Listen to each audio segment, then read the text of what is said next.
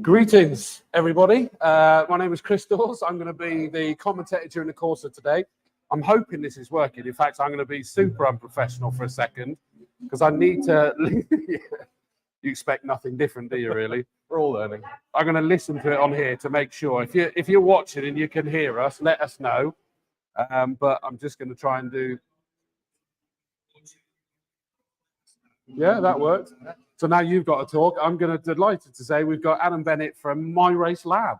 Hi, Adam. How are you doing? I'm good, thanks. Hopefully my mic is working and you can hear me on your phone as well as here. Yes, well, we've got it right. So we've done that live test. We know that we're working. Quickly before we do this, because I did get a comment, and I like to be able to do this, is that Thomas Parker says, "Can you say hi to Logan and Owen watching on Camp Corner?" So hi, Logan and Owen. I cannot believe how many spectators we got wandering around here. It's brilliant. I know. Well, look, Logan and Owen obviously are premium members of the channel. So Absolutely. welcome to this. I mean, this is traditionally the starter pistol these days, the media day, that we can, know that the season's very close. I mean, what are we, just over 2 weeks away from Howard's Day? Do you find it weird that on one hand, it's like, oh my gosh, where's that time gone? And then on the other going, no, it does feel like a while as well. Yeah, it's kind of the duality of the off season, really. You're busy trying to work out what your car's going to do and who's going to work with you. We also quite like to have a bit of a rest from it as well. So yeah, it's both things, but very exciting. So many people with new stuff on their cars. Yeah, I had a walk around the paddock and there's people going, I hope this works, which is quite a nice sense of entrepreneurship and innovation. But yeah, we've seen a couple of cars have a little bit of a fall off. Oh, have we? But they're back out on track already, so everyone's getting it done. I've been so busy setting this up, I haven't seen anything, so I didn't realise we'd even have that. We've been in the VIP lounge all the way through, yes. But no, it's been very good, and I've just enjoyed myself sitting on particular corners, watching people go through different speeds, different times, and get faster and faster just in the 10-15-minute sessions that they've been doing. And I want to come back to that because I heard you saying some interesting things about people doing these different times and what have you. I hope everybody can hear us well enough because we're struggling to hear each other because the cars are literally just the other side of this wall. And as you mentioned, there's no soundproofing, is there? It's amazing. That's what we like. My Race Lab. I know we've had you on a show, you guys on a show, but speak to us. What is My Race Lab? You're one of our partners and sponsors this year. Yes, well, as I was saying to the assembled media earlier on, this is a great start for Castle Combe. We talked long about some of the heritage of the circuit and some of the changes that have happened over the winter to kind of modernize it, both the facilities and the solar farm as well. It's a very exciting development, but also just the future as well. And from our point of view, we really want to bring data into the pockets and into the cars and into the paddock more readily than maybe previously people would have had. I think we've all got these images of a middle-aged guy in a white coat, telling you where you've gone wrong, also known as your dad. And I guess from our point of view, we want to, through our app, we want to bring data from your car, from your engine, from you as a driver together to give you some kind of insight that makes these kind of sessions all the more valuable, all the more efficient, and more particularly make you faster. But what I love, and I hope that I'm going to do this justice now, what I love is that you're not just another platform sort of doing all the analysis and confusing the hell out of people. You, by design, are affordable even to the club racer and easy to understand by design as well. Yeah, look, the thing that the 2,500 people already using the app have told us is it's intuitive. It fits in with the other ways that they use apps on their phone or various different devices. The other thing is it kind of unshackles people from the devices they may have dotted around their car. Yeah. Who amongst us haven't had to scroll through pages and pages going, which one is it working on here? So it can be that kind of hub, that home for all the things you're doing in your car. And look, the interesting thing is I've had just as many interesting conversations with people who I think we'd all say, wow, if I was in a second of that person a lap, I'd be doing well. But even they want to get better, and they're looking at ways in which My Race Lab might be able to help. No, exactly. And I think it's super exciting to know. I mean, we've heard phrases like, oh, for less that, people go and spend a lot of money to go, right, let's send the engine off and get that redone and do this and do that. And it's like, look, this, guys, is less. And you'll be able to see all of the data and work out where you can make up or save time out on the circuit. Me, from the commentary box and as a spectator and a fan, I find that really exciting that suddenly not just the elite racers, but everyone and anyone, our favorite racers, could suddenly be finding that incredible lap time from somewhere. I think that's awesome. Absolutely. And look, we talk a little bit about democratizing data. I mean, data's seen as this thing that's behind the wall, in the computer, beyond most people's understanding. This is about bringing it to everyone. And you can go as deep as you want. If you want to have that really deep analysis, you can. But with some of the products that we bring out over the summer, there'll be products that spectators can use to follow their favorite driver around in real time. There'll be things for broadcasters such as yourself to augment what you're doing. Yeah. You can critique people's race line as they go around. I'm sure they'll love you doing that. Yeah. I don't think they'd listen to me on that. So there's lots of exciting ways we can get involved. And look, on the basis that I very much come from the view that I think when we're all at school, we're told maths is hard. And it becomes hard because everyone says it is. Data's as easy as you want to make it. And one of the things that we really want to be able to do is bring that to people and give you a little bit of advice that you can take or leave, but they can then use and see that journey of improvement. Because that's why you turn up at days like today, to be better than when you arrived. Absolutely. And find out what needs to be done on the car, what needs to be done on the driver, and everything else. And you guys actually plan to be at the circuit for a number of the meets through the year as well, on hand to provide that advice. Yes, so we're working with a number of local coaches as well, people who are far cleverer than I am in terms of understanding how cars work. But yeah, I mean, one of the things that one of the lead engineers said to me, he said, well, the nice thing is I keep telling the driver it's their mistake, but actually when we look at the data using the app, we can see if it's the driver, the car, or the engine, and often it's not always the driver. Oh, so all really? the drivers at home will quite like that. You've got a little bit of background to defend yourself from. And picking up on that point, that's the one of the things I love is that if you're going to spend some time with a coach, which people do from time to time, and I say coach, that could be someone that they know that has had great success in racing, and they go, can you come and have a look at this? Well, suddenly they've got overlays, they've got the minutiae detail that they can have a look at. And I mean, going back to you saying that where you've been wandering around the circuit, you've been loving watching the different speeds in, through, and out, the lines, everything is just incredibly varied. Absolutely. And look, I mean, I'm a nerd, I have to admit it. But I'll happily sit on a corner and watch by inch as someone gets closer and closer to the apex, and then they go too far. But that means you're using your testing correctly if you're really kind of pushing the edge. Absolutely. And look, this is not trying to replace your feel, your natural instinct, because that's what it's not going to get in the way of that and make you overthink. What it's going to be able to do is go, well, Why was I half a second quicker? And you can very quickly see that. And look, if you're learning a new setup or you're using a new piece of equipment within your car, you can see directly the effect it's making. And that's why we've had interest from a number of OEMs who provide all the expensive things that you guys spend your money on. They're interested themselves in seeing how their products are used, because many of the things from suspension parts, brakes, they have sensors built in, but lots of people just don't get the chance to use them. So there's a myriad of data that can help you get better and get more out of what you're buying to put on your car. You're corrupting me with your nerdness now. I can Sorry. feel it. I can feel it, because I'm like going, wow, this sounds cool. This sounds cool. I keep getting told off about that. Yeah. But I guess what we're trying to do, and look, from our background is primarily in engine tuning. So Link Group, who run Link ECU, who are very famous in the drift world, increasingly being used in time attack, circuit racing, and hill climb, and things like that. They really want to bring that kind of sense of analysis and getting faster and being faster to everyday data. And one of the things that we're really keen to see is, one of the things is a base tune can give you about, in certain high performance engines, about 80 brake horsepower just from changing it from the base map.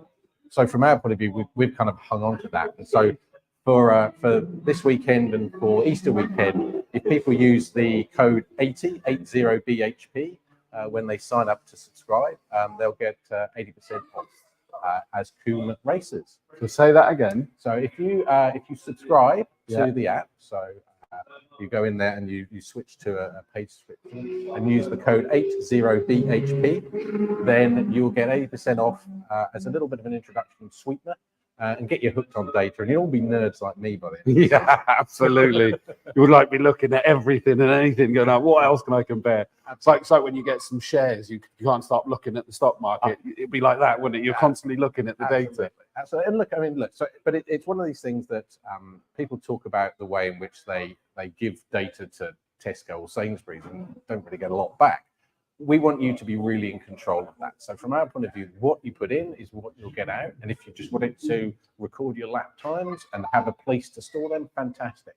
But if, like we're having conversations, you have a pro driver who races in different series around the world, and you'd love a central place to put all your career data in that you can then present to sponsors, it just works as well as that. I do. I love it. Now I was just checking to see if I still had. No, I haven't got it there. What's your website? So myracelab.com. myracelab.com. That's right. Yeah.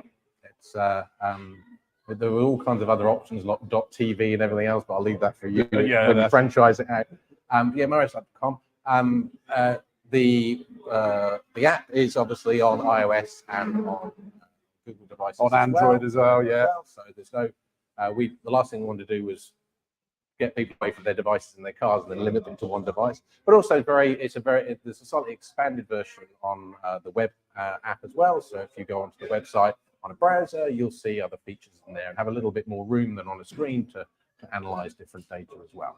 Brilliant. And presumably through the website, there's a way they can ask questions, they can have a look at it. Ask questions. Look, the one thing we have so many ways we can take the app, so many ideas, but we want more. So we will build what people want as a result of this, whether it be particular analysis things.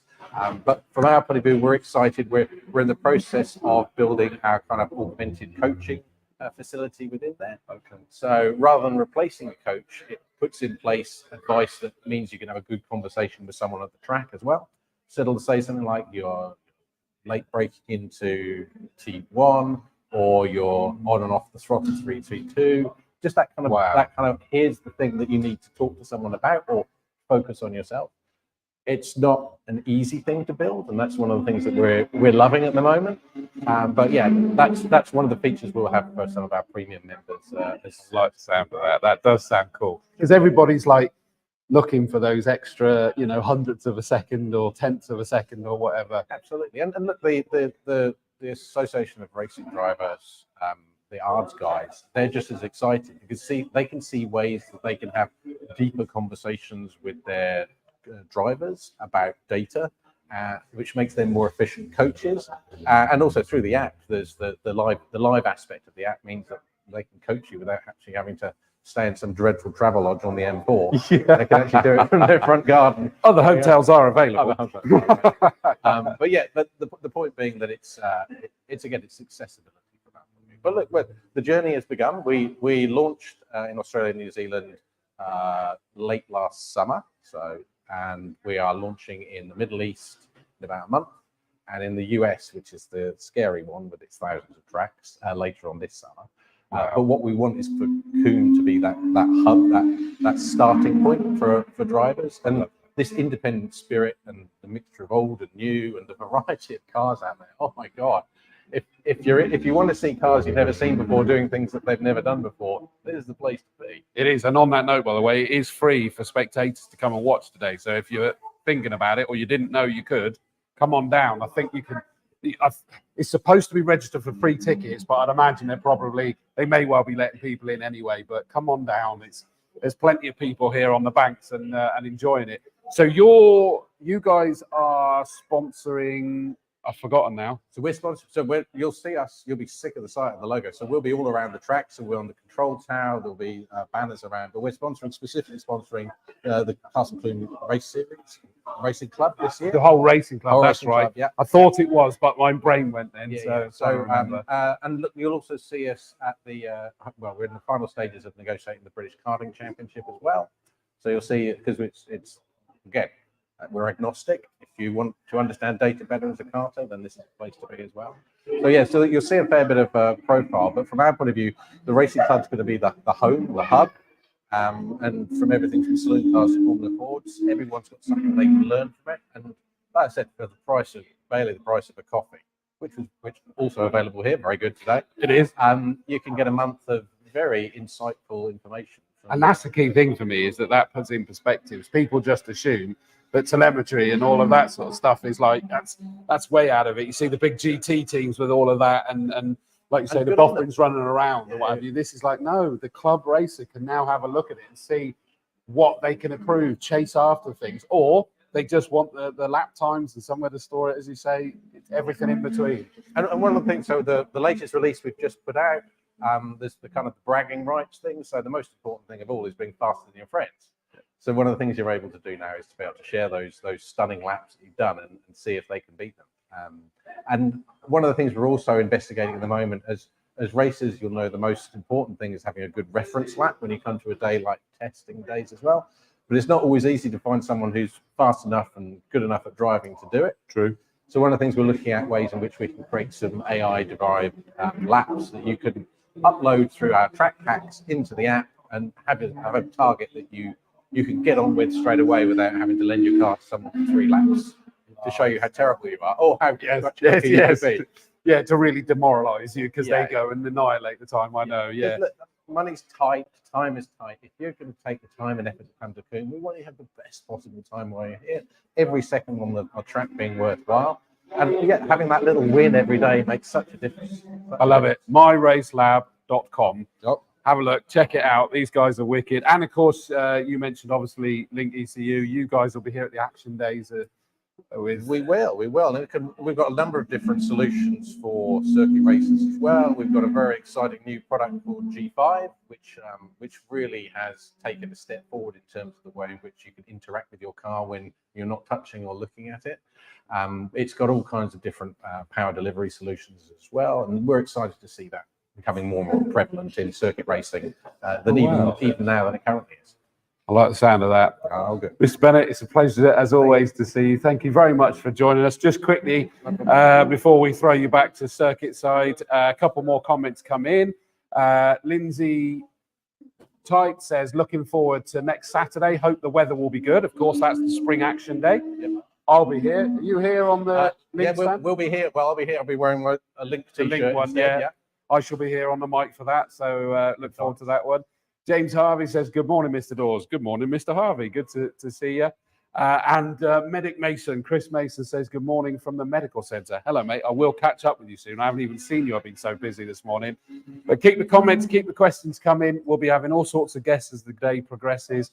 And as you've already seen, if you were on long enough, when we've not got the interviews going, we'll actually be, I've got a camera just pointed at the last corner just to get you teased and in the mood. And if you're close enough, come on down. It'll be good to see you.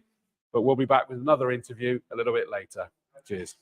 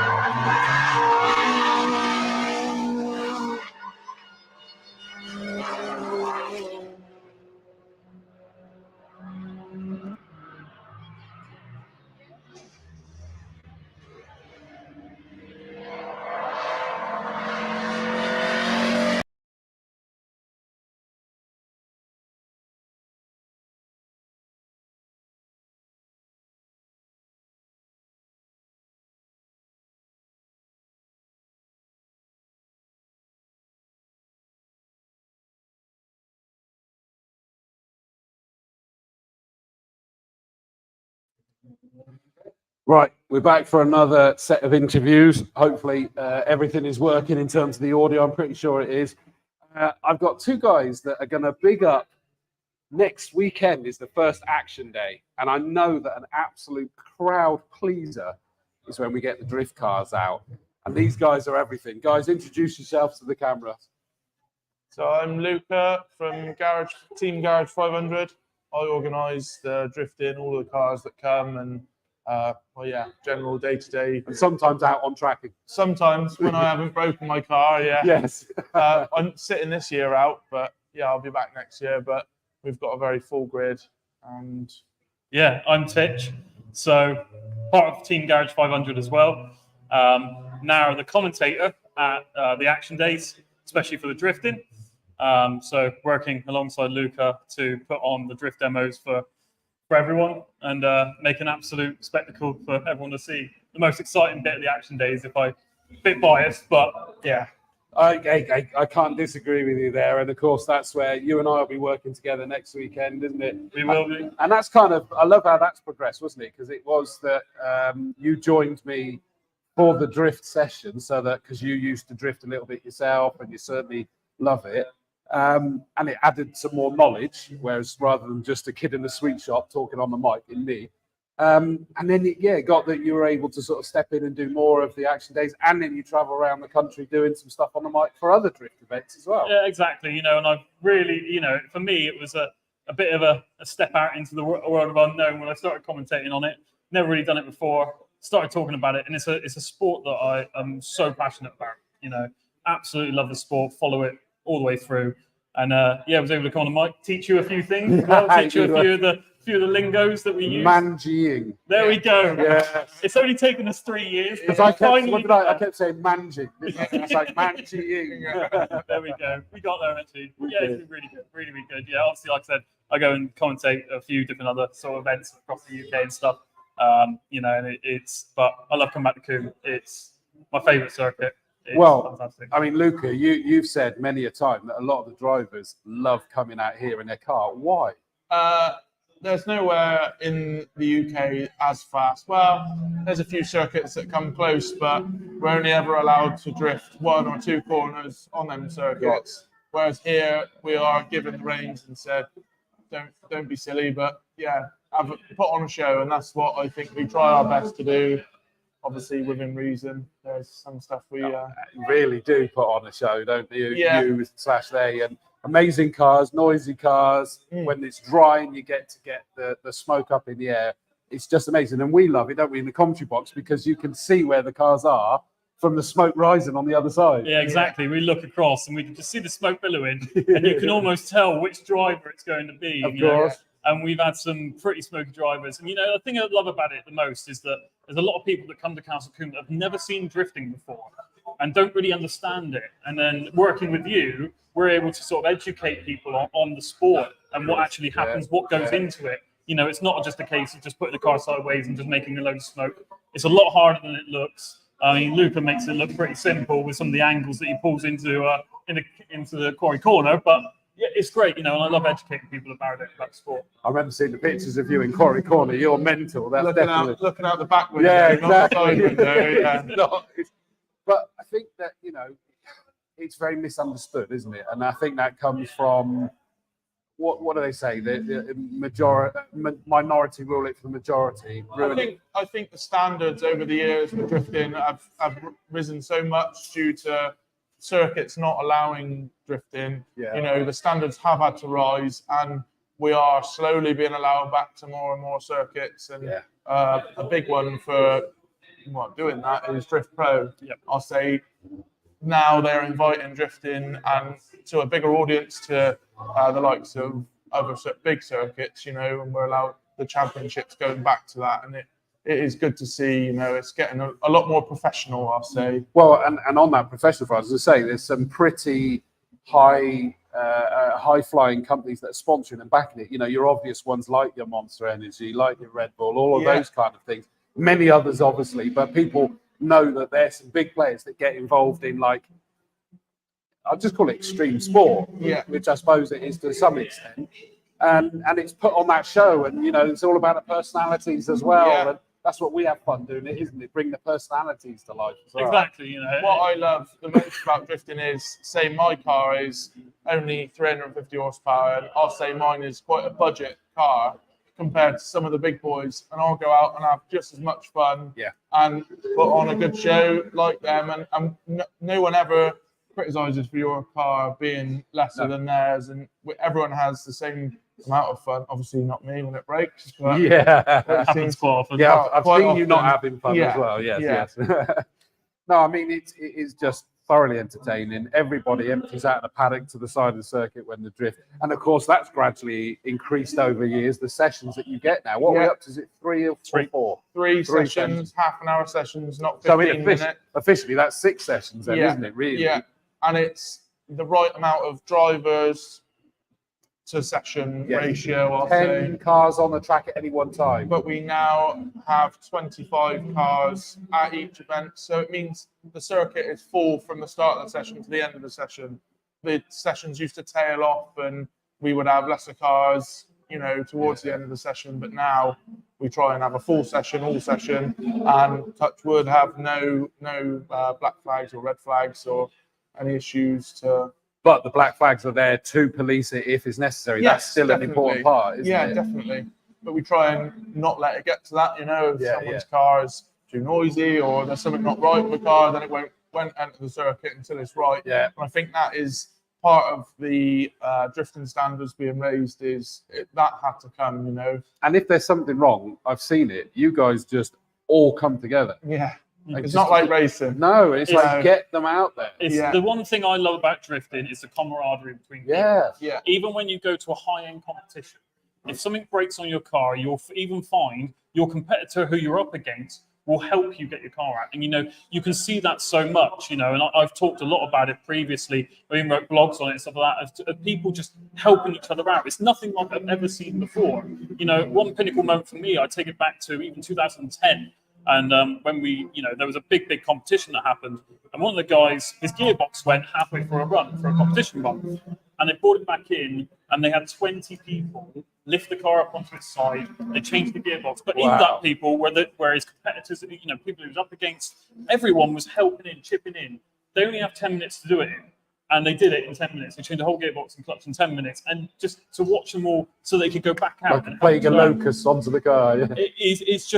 It's like no other sport that I've witnessed. Quite often you'll only take one spare of something, and if someone else breaks their car, you will give that spare up, no matter how crucial it is, because that's just the way it is, and everyone does that, and it is great to see. I do love it's that. good. And it is good fun.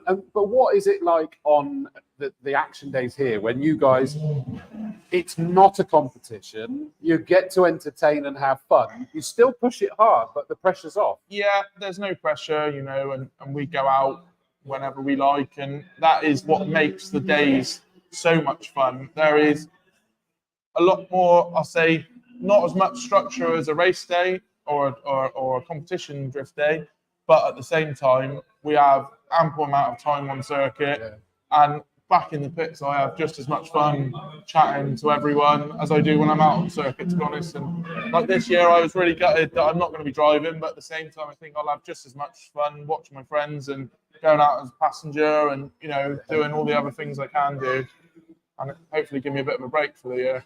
Give us an insight then on what a competition day involves compared to the demo days here. Titch is the one. So competition days are, you don't get a lot of driving, but when you are competing, it's fast paced and it takes a lot out of you. So competition formats are quite simple, where you'll have a certain circuit. It may be 3-4 corners of the circuit that you'll be judged on by a set of judges. You'll be judged on your line, your style, your angle, your speed, and proximity and everything like that. But you'll be judged on proximity to another another car or the clipping points. Yeah. So they'll set clipping points on the circuit. It may be a rear clipping point where you expect to put the rear car in, or a front clipping point with the front car in. So you'll do a qualifying session first of all. Most competition layouts now, it varies between competition, but most of them go qualifying first, which you'll get 2 runs, and you'll get judged out of a score of 100. Your top 32 drivers at the whole thing will then go through to what we call the battles. where you'll go up against another person. One of the cars will lead, one of the cars will chase, and you'll get judged on that. You'll swap over, and then the winner of both the runs goes through to the next round. So it goes top 32, top pure 15. elimination then. Pure elimination. Pure Okay. elimination. And you can tend to find that some of the top circuits now, in top of the competitions now, you may get 50, 60 drivers.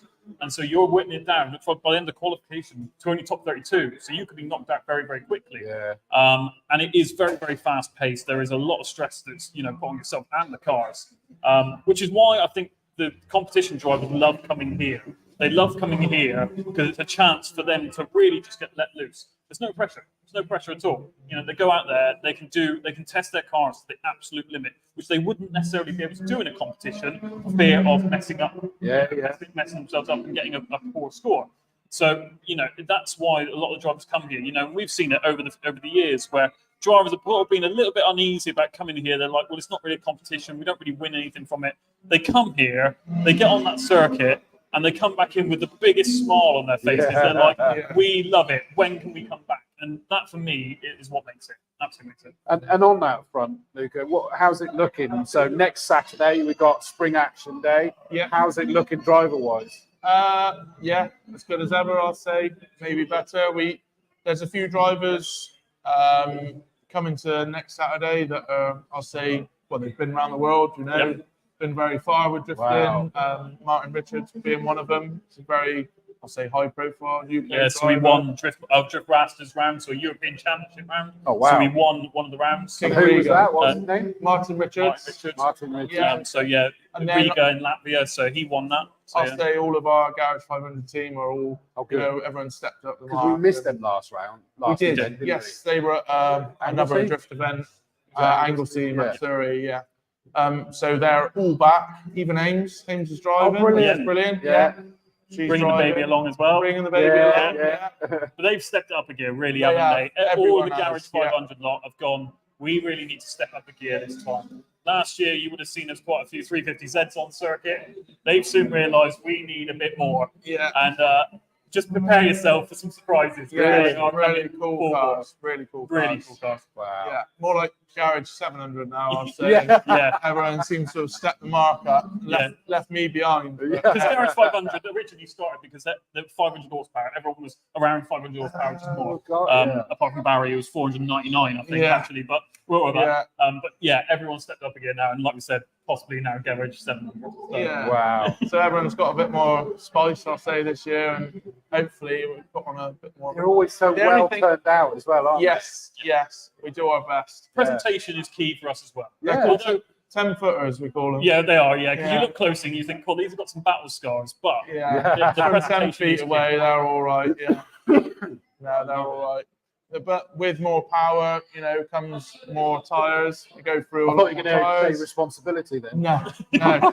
More tyres. So Ryan, one of the Garage 500 drivers, who looks after our cars, like our father, I think. Isn't he? Yeah, really. Yeah. Builds everyone's cars, Really? and helps everyone out. He's absolutely brilliant. That's cool. None of us I certainly wouldn't be on circuit if it weren't for Ryan. And he is, he used, one and a half laps, he'd go for a set of tyres.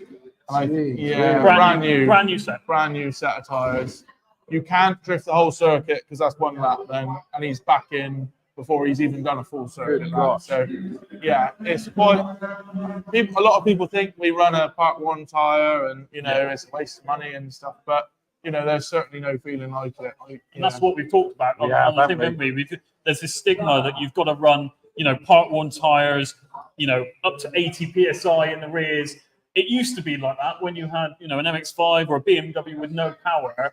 Now we're running massive semi-slicks, huge semi-slicks, brand new semi-slicks, even as low as 15 psi, just to get some grip into it. Yeah. And a lot of people don't realise that. And then once they start to realise that, they're like, wow, these cars are actually something else. Because with grip, then comes everything has to be 10 times stronger. You smash a gearbox and then you'll smash drive shafts, props. The drive line has to be proper to cope with the power, the tyres, everything along those lines. I love it.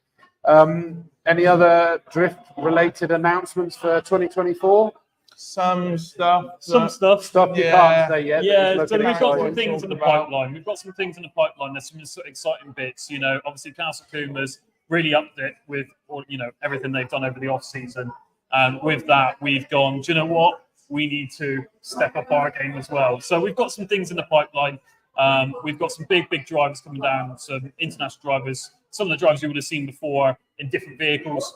But hopefully, fingers crossed, with a bit of luck, we should be bringing some pretty exciting stuff. And Hopefully. yeah, I can't wait to announce it if that Yeah, comes to if fruition. it does come to fruition, then yeah, we'll be on with it. I'm not allowed to say what it is, but I'm aware of one of these, and it will be exciting.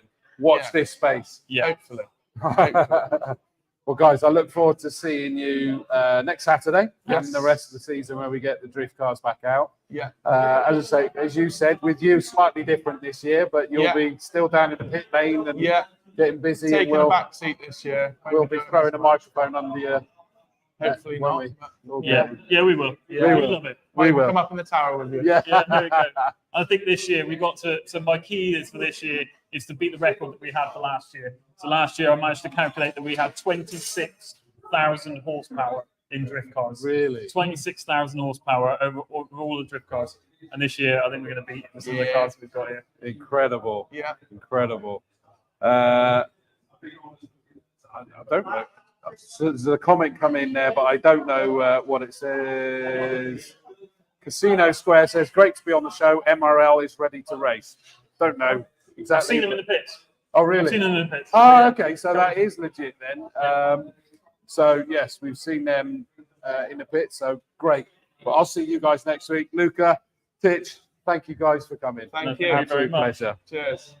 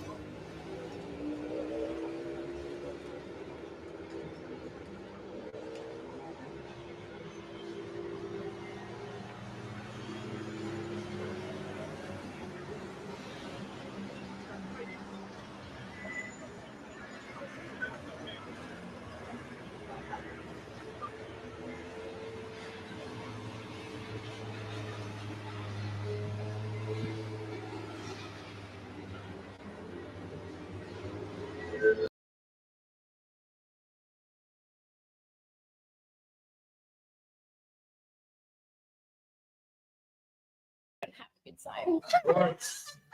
This is it. We're live now. We're live. I hope they heard that. I'm looking on the camera now. I am still here. But there's so many of them to squeeze in. Change the angle. Welcome to Castle Combe. Thank you. I feel like the choir. Right. Who's going to speak? Who are you guys? We are Fern GP and Fern GP the female side. So we're a single-seater race team based in Wiltshire. We empower men and women to get into motorsport. We race F3 and Formula 4 in the Monoposto Championship.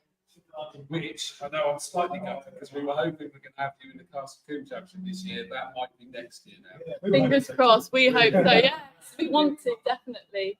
Yeah, we love this circuit. It's local to us. It's a great circuit. Everyone that works is so welcoming. The circuit is amazing, fast-paced, and everyone enjoys it. Today it's been brilliant. And how much are you getting paid so far?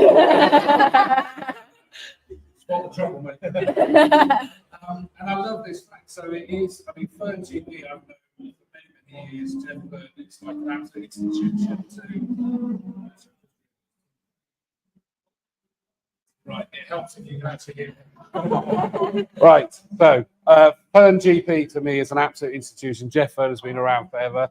And I just love this one, that as well as still the operations, there is very much about encouraging women to get into motorsport. Tell us a little bit about that. Yeah, definitely, Maisie. Yeah, I mean, it's more about equal opportunity. It's showing that there are women out there that want to get involved, and we give the resources and the trackside skill to do that. So, yeah, men and women, equal opportunity. And that's in and out of the car. We've got two of the drivers.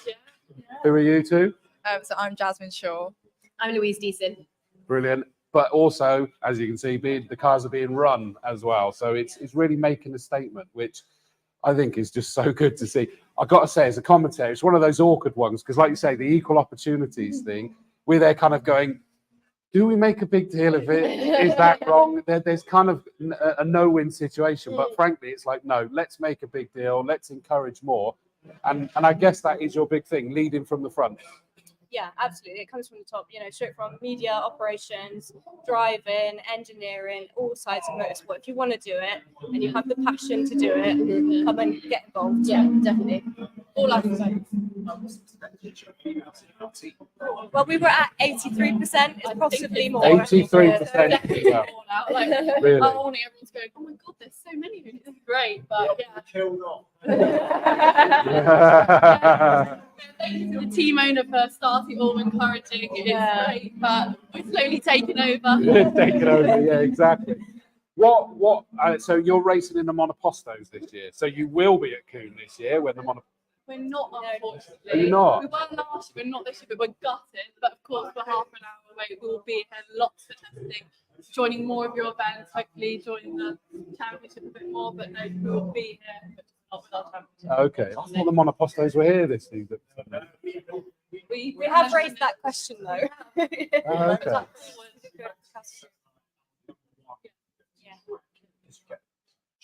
Yeah. Voted as the number one go-to. Thank you. Did,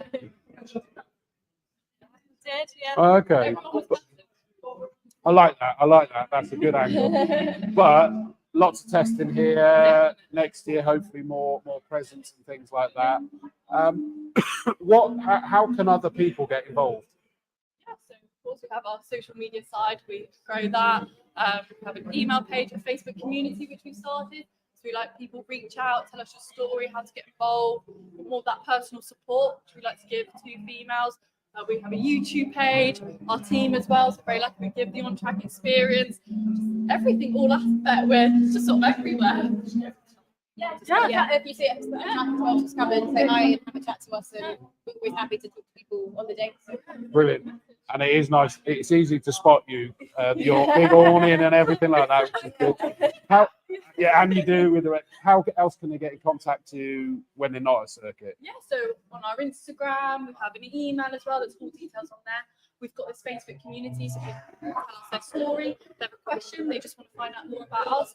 We will reply back instant. We want that personal connection. We want to get to know you. We want to get to support your journey. All aspects, really. Email, Instagram, YouTube, anything on track, off track. We will reply and be there because we want to encourage. Fern GP, GP, also Fern GP, the female side, and same with our Facebook as well. I need to set the camera. Yeah. And then our YouTube as well is Fern GP. And that's FERN. Yes, Yeah. GP. Yeah. So Fern GP. Just a quick one then on the driver's side. What's your background? So I've always enjoyed racing, but I only actually started karting 3 years ago. Okay. So I started karting in 2021. Then we moved up to junior saloon car racing in Fiesta Juniors.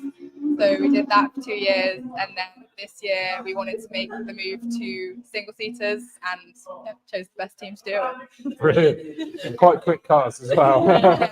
What about yourself? So I guess I'm an old lady in the world of motorsport, but I only started racing. This is my 4th year of motorsport, so I joined the Caterham Academy. Yep. Actually had my first ever track day in my life was at Castle Combe. I got black flag, thanks guys.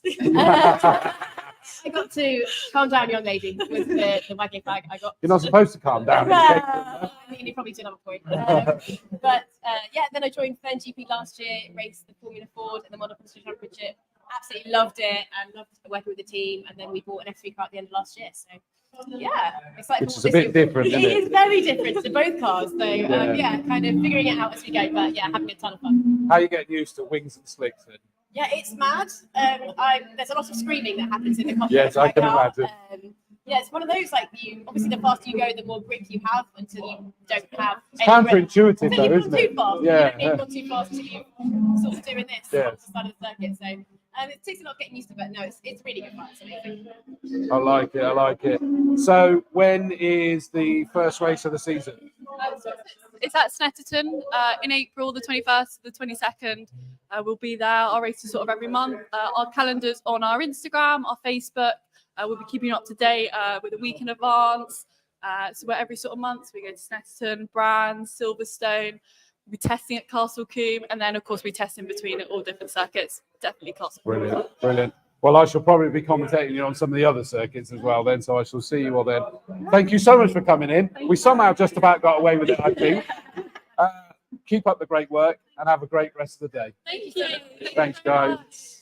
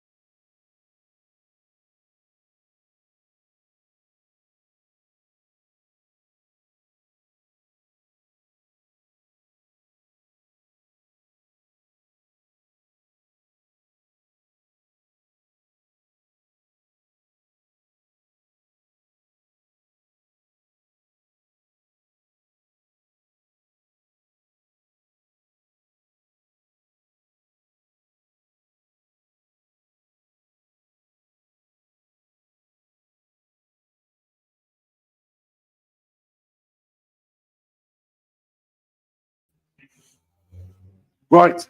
I knew this would happen. Get the steady start, but now it goes mental. We got guest after guest after guest. We've got announcements coming up, all sorts of things. If you've just joined us, Chris Dawes, commentator here at Castle Combe.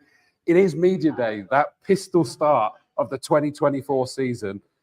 And I've got that exciting feeling. It's about to be made even worse because we've got a new partner this year, and it is 50 Supercars. You've got it. Which is a rather exciting, just in its name. You know it's going to be exciting, don't you? And I'm delighted to say I've got Dan here. Hello. The boss. No, there's a big boss. Right. I'm involved with the management of the cars, the events, the partners, and so The on. exciting part. The fun part. Yeah, exactly. Yeah, exactly. So, yeah. Tell us about 50 Supercars. Sure. So we are a supercar storage and event facility based in Bradford-on-Avon, around 20 minutes away from here. What started off with the idea of the founder, David, was to have an area of storage for him and his friends' cars to go in. And it quickly turned into a full-fledged business that has a cafe and diner 5 days a week with supercars throughout the building, owned by private owners who store their cars at 50 and very happy for the public to come have a look at their pride and joy. I mean, that's why I've definitely already got his business card and I'm heading there. I haven't been able to do it. Yeah. The beauty is, just on this quick point to make, because while I remember it, is that in the partnership with 50 is that if you've got a season ticket, you get a discount in the cafe. You do, yeah. That'll come across through to the diner, the cafe, as well as our events. So main business of obviously having the storage and the cafe and diner, but we run an array of events throughout the year. So that can be Formula One viewing on our 7x3 meter cinema screen. We do summer markets. We have car clubs visit every weekend. So there's a lot going on that differs week by week. Wow, that just sounds so cool. I mean, if it wasn't enough those supercars around you, it is the whole event. How do we find out more? What's the web address? So the best thing to keep up to date with what's going on is simply 50s.co.uk. That's our website. Yeah. We're very active on Instagram and Facebook. That'll sort of be talking about what car clubs are coming each week, what sort of big events are going on to keep the public informed. And yeah, we're very recently about to announce that we were creating a new membership. This is an app-based, subscription-based membership. And by being a member of 50, you get the benefit of facilities like Castle Combe, in which you can receive discount and tickets for their events. An array of businesses in and around the Wiltshire and Somerset area. That's all being announced very soon and should be really exciting for us. I like that. It makes sense, doesn't it? Is that these two-way partnerships is the whole idea. But I think we've noticed that, yeah, we're supercar storage, but you know, the main footfall that comes through the business is petrol heads. Yeah. So one Saturday we might have an Aston Martin owners club, and the Sunday might be a Subaru club. You know, the following weekend could be a Mini club. And there's a real strong community of petrol heads around here, and I'm finding like-minded businesses that people go to or can be introduced to really works for us, and it's something that we're pushing a lot this year. I'm going to be geeky for a minute. Go for it. Give us an idea. What sort of cars have you got in there at the minute? So we've got a really big relationship with one of the biggest global dealerships for Koenigsegg. That's Super Vittora. Wow. So Super Vittora are a very close partner of ours, and we get to look after some of their very special projects. One of the best cars we've got in at the moment is a P1 GTR, but we've had an array of Koenigsegg's, and we will be having a few Koenigsegg's for our Easter weekend, in which we're doing a Koenigsegg weekend. Oh my God. So you'll see a few Koenigseggs in for the weekend there. So anyone who wants to come and have a look, just pop in over the weekend and a bite to eat and come see all the cars.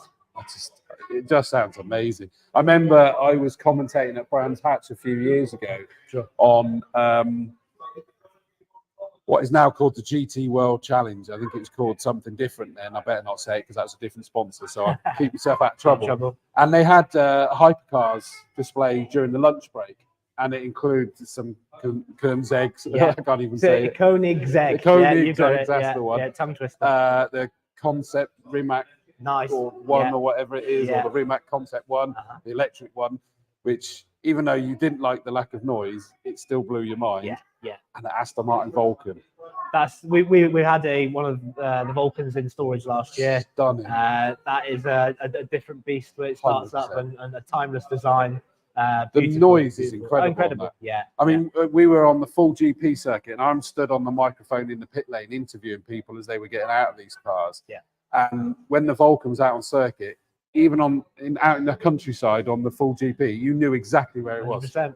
Yeah, I mean, you can hear a Vulcan and now you'll be able to clock it like you can hear a Valkyrie, that Aston Martin make now. Yes, and you can clock that. They've got very I distinctive think we've sounds. had that out as well. Yeah, some crazy It's stuff just coming phenomenal. out. I mean, it is what the Formula One cars used to sound like. Of course, basically. yeah. I think that's the best way The to era of the explain it. V8s, V10s, Correct, V12s. That's exactly. the best sound. But what I loved is that there was instructors that were being taken around in the passenger seat, getting out of that car and going, I can't compute. Yeah.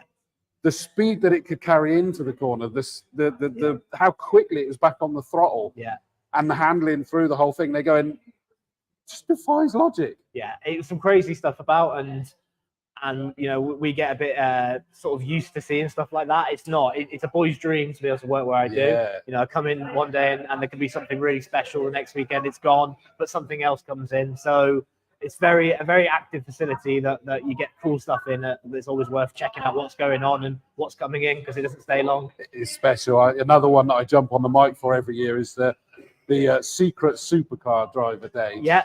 It's not very secret. Not so anymore. secret anymore. Yeah, very successful. Absolutely, and we've had some phenomenal things showing up on that, and it's changing this year. It's going to Silverstone for some reason. Okay. But that just the privilege to see these things in all their glory. And I mean, you say a P1 GTR. I mean, that is it's crazy to think. Timeless classic. Absolutely. In 10 years' time, it'll still look like it's just come off the line. So just some really special stuff. And I think that was ahead of its time. That one. Very, very. The Holy Trinity was, I think, wasn't it? Yeah. All of them have become a bit timeless. So yeah. Really cool stuff we get. I love the sound of that. Yeah. What about racing? Do you come and watch the racing much? So that's something that we're really trying to push more this year. Obviously, we've got our regular members of the public who come to the facility, and then we've got a supercar club side of the business that mainly comes from the storage element of the business. But owners are always looking for stuff to do to go out from the facility, and Castle Combe's got some really good offerings this year that hopefully our members will be attending. Love it. Well, we look forward to seeing you here, and you'll hear my dulcet tones coming over the microphones. It's just such an exciting partnership. So 50s.co.uk. And that's ZEROS. Yeah, that's correct. Yeah. Only because I might put a rogue E in there occasionally. It comes from the original retail value of the cars being £100,000 and upwards. 50. 50. I meant to ask you what that was. That makes sense. That's seriously cool. Yeah, it's cool. I remember that I was at Goodwood one year and there was like these cars for sale, and it was called Add a Zero. And so on the price list, you go, oh, I can afford that. And he's like, no, there's another zero to put on it. Absolutely. I was like, dang it, I've got a while to go yet. Just cover it up. Yeah, exactly. Yeah, good. You know, and it's Bradford-on-Avon. Bradford-on-Avon, yeah, just on the Holt Road. It's current 10,000 square foot barn with the storage and the events going on. But the plan over the next year is to convert 2 more barns on site. So the site will be 30,000 square foot of event storage and car-based heaven, basically, going forward. And you do like breakfast? Yeah, 9 till 4, Wednesday till Sunday. The cafe and diner is open to the public. Pretty much every Saturday or Sunday, there is a car club attending. Yeah, I've seen that. Morris Miners are there today. Network Wheels, a local club, are there tomorrow. So it's always worth just checking what's going on, just to see exactly what's coming. I love it. Well, great to have you on board as a partner. We look forward to seeing more. Check them out, 50 Supercars. I know I'm going to. Thanks, Dan. Thank you very Appreciate much. it. Cheers.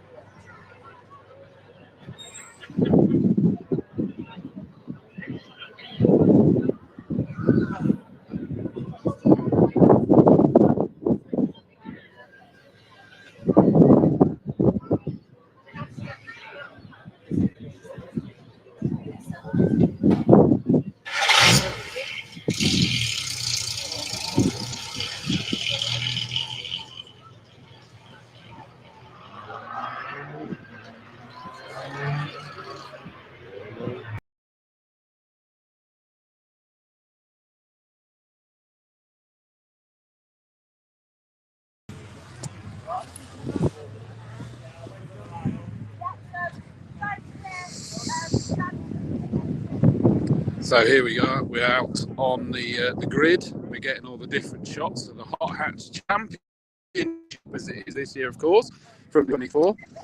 We've got a selection of their cars, the guys that have got them ready in time to be able to get out here and be testing. Really exciting to see the Hot Hatches now becoming a championship. Mr. Fisher. So they've had their photos taken. They'll make their way back. Look at 119 Racing. They look great. For us commentators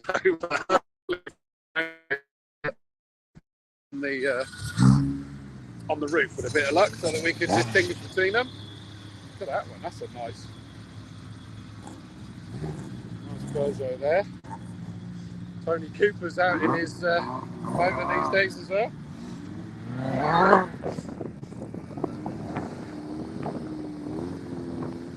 Always a pleasure to be out here on the circuit. Remember, we do a lot more of the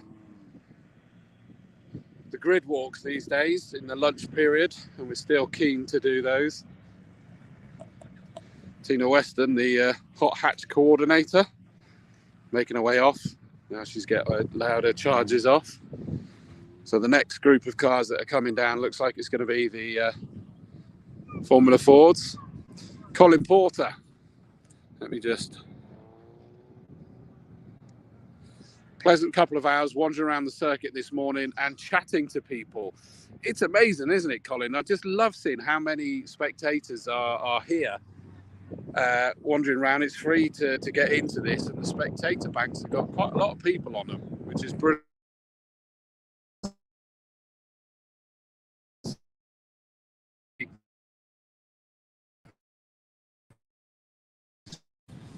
Oh, you lost me for a minute there, but thankfully we're back. Nathan Ward.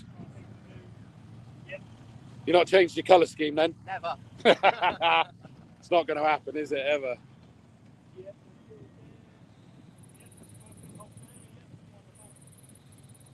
Richard. Alex Walker. 82. Good to see Alicia back out as well. Not that many of them bringing their cars out. Certainly not onto this bit. James Colburn, look at that beauty of a car there as well. So we've only got 6 of them that are lining up for the photos this time, but there's plenty more, don't you panic, that are due to be going. I think there was a few may have had a test day yesterday. 2 weeks on Monday till the first race day, Howard's Day, of course, Easter Monday, and they will be out testing. Don't know. They will be testing prior to the race day. There's Emma, the Formula 4 coordinator. Hi! Emma, looking forward to the 2024 season. Yeah. Looks like another good grid, doesn't it? Yeah, good. We're looking 20s again. I know our 2 title contenders from last year are coming back too, so well, that's good. We're We ready didn't for know for round definite, 3. did we, with Felix? No, he is there now. Good. And he's on the entry, I've seen it, so. Good. No escaping now, Felix. You're in. You're locked in, mate. Anna, did I see that his brother's coming back out to play this year? I believe so. Yeah. We will see. Josh ain't going to let him have the 3. That's the plan. But now Felix is ready. Sorry, photographers, I'm getting in everyone's way. I know. You'd think I'd know what I'm doing. Sam Preston. We know you well enough. No, I haven't got a Scooby, have I?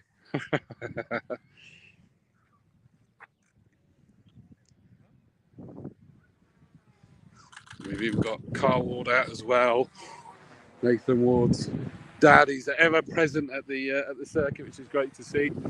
We've even got a drone out grabbing some footage while they're static on there. Lovely car being pushed down. It's going to be at the front of this grid.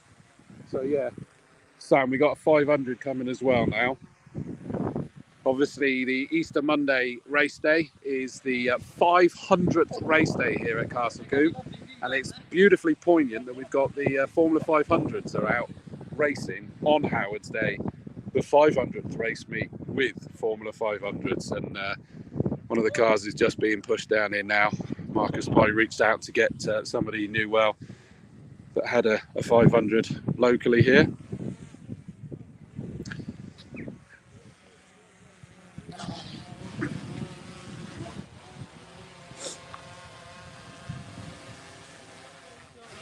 Hopefully the signal stays strong enough as this 500 is being pushed down here. You'll have to excuse me sniffing. Amazing how they managed to take photographs and control it. Look at this, the lovely Formula 500. Well, I'll grab a word when they finish pushing. We'll have a field, a grid full of these racing on Easter Monday. Back to good old-fashioned racing.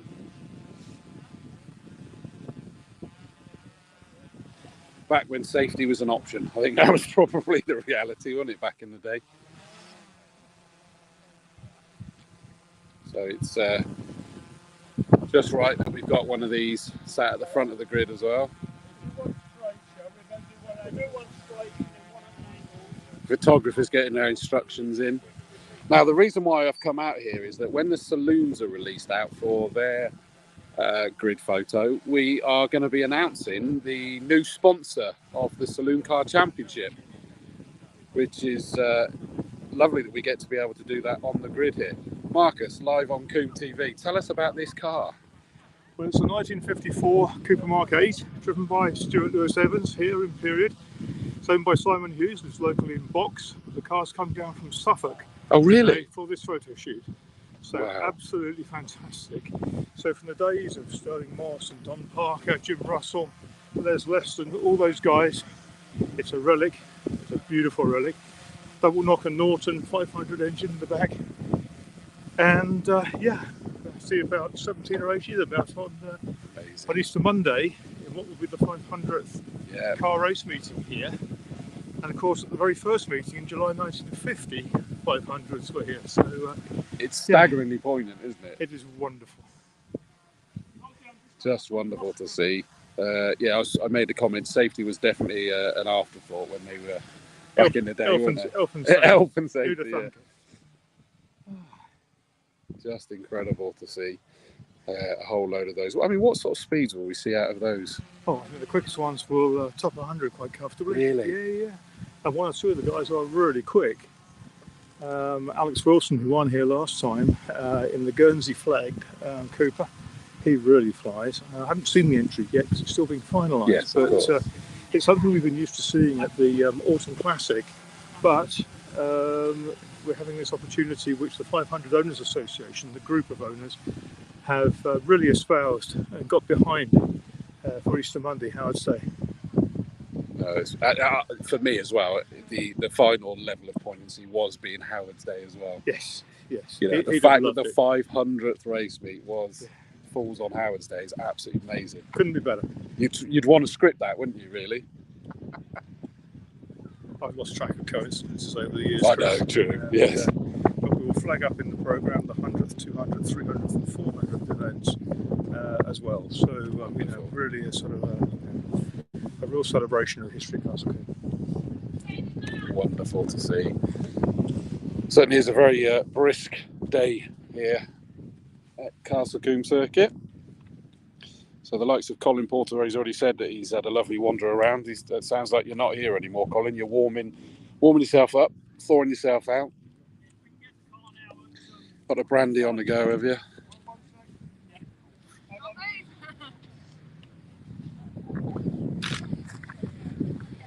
I mean, let's not lose sight of just what a stunning car this one is as well. I do love this one.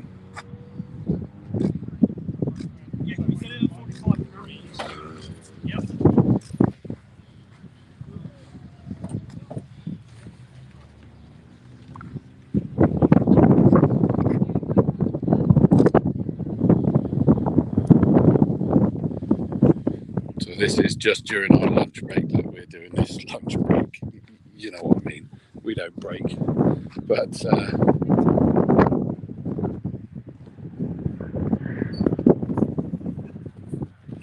I'm intrigued actually because we've got the Saloon Car Championship coming out next, and there's a few cars that presumably aren't actually racing in the Saloon Car Championship.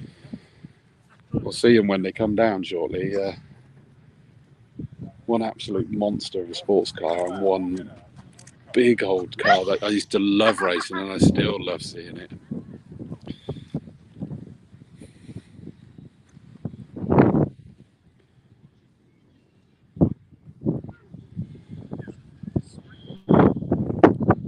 Good to see the old and the not so old. Don't think we can call these Formula Fords new cars anymore, really, can we? They've been around for many, many years, but just seeing this classic at the front that will enjoy racing. And you heard Marcus Pye say that they will reach 100 mile an hour.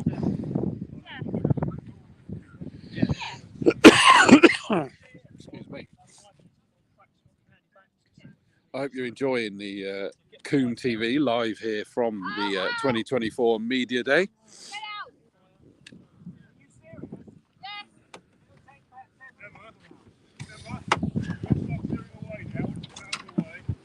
Now the drivers have been asked to get out, which they're not too happy about because it's not a job of a moment to get out of the car. But they want the drivers stood at the front.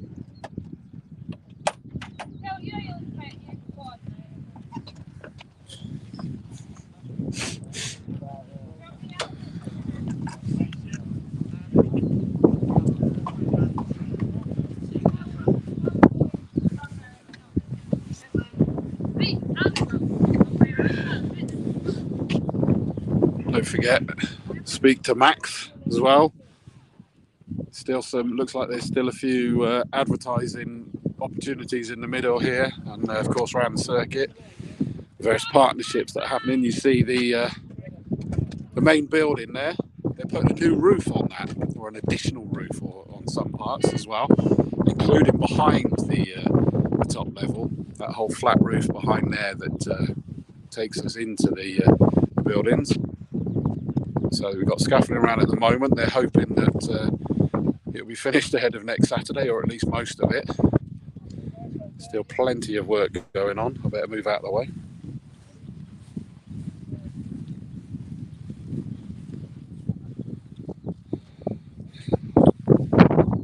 There you go. I said Tina Weston was here, the hot hatch coordinator. Hi, Tina. I haven't even had a chance to say hello properly to you yet.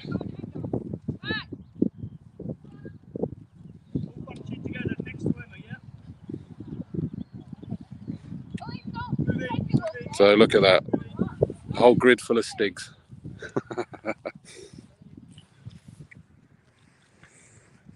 If this doesn't get you in the mood for the new racing season, I don't know what will. I can't wait for it.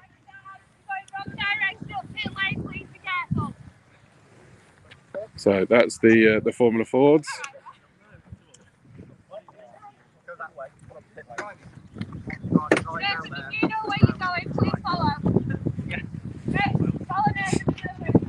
So if you've never been on the grid walk before, it's quite surprising quite how wide this is. A few cars have got close to that pit wall a few times or hit it back there, sadly, but I don't know what's gone on here. You can see someone's gone to the infield, a bit safer. But it is very wide. And as I say, don't forget that we'll be able to get you on the grid for the lunchtime walks.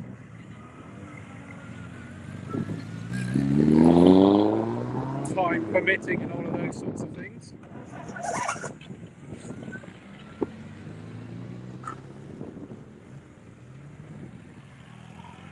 Right, so that's the Formula Fords. There's not that many of the saloons that are out here at the moment. Some of them may be busy in the paddock. Some of them may have finished their shakedowns that they needed to do. You got Bill Badger Brockbank and his new Seat that he's got out this season. Looks really good, this car. Beautiful looking motor for the Badger. There he is.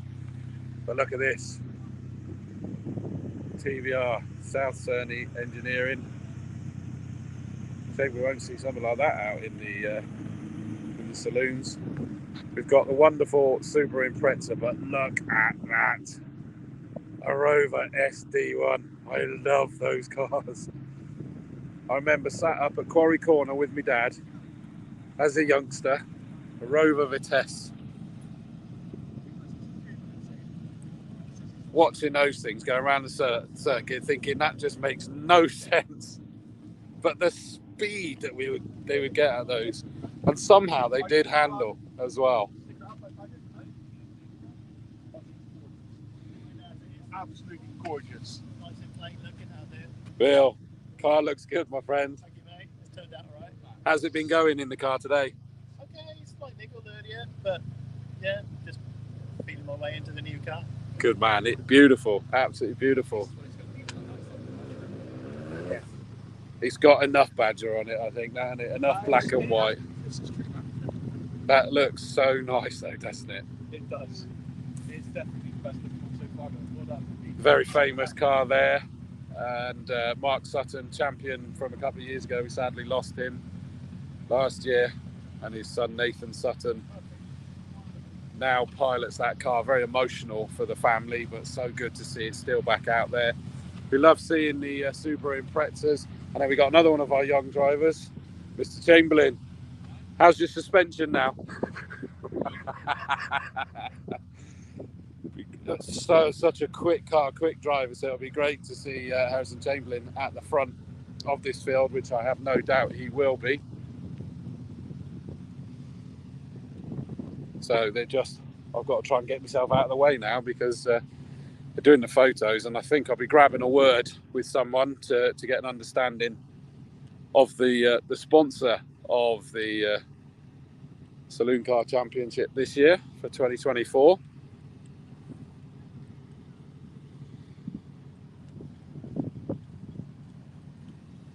Just adore that Rover.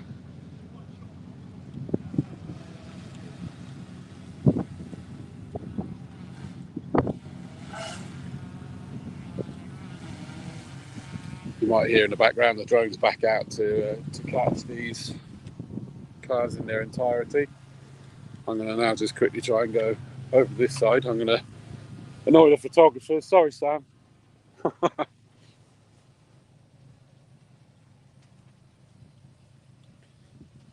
just look at these cars, the Rover Vitesse, Subaru Impreza, TVR.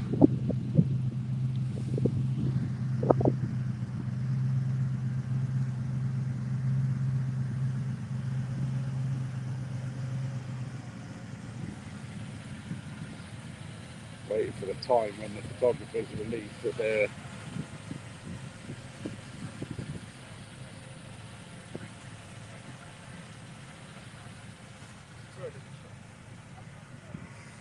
been told to move back a little bit now, so I will jump in. We're hopefully going to have the reveal.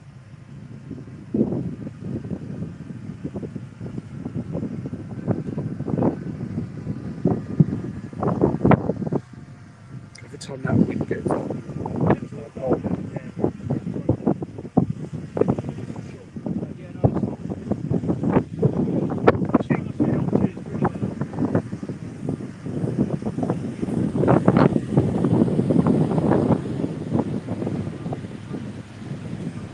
David, Hello, introduce Chris. yourself to everybody. So it's Jonathan Wheels here. Yeah, Jonathan. I said David, didn't I? You Why said did I say David. that? I don't know why I said that. Sorry. So we raced here since '97 in the MG Meister Turbo. Of course, yeah. Which we spoke of a couple of years ago, and we did the last race of the season and had an issue with the engine. But we've come back this season.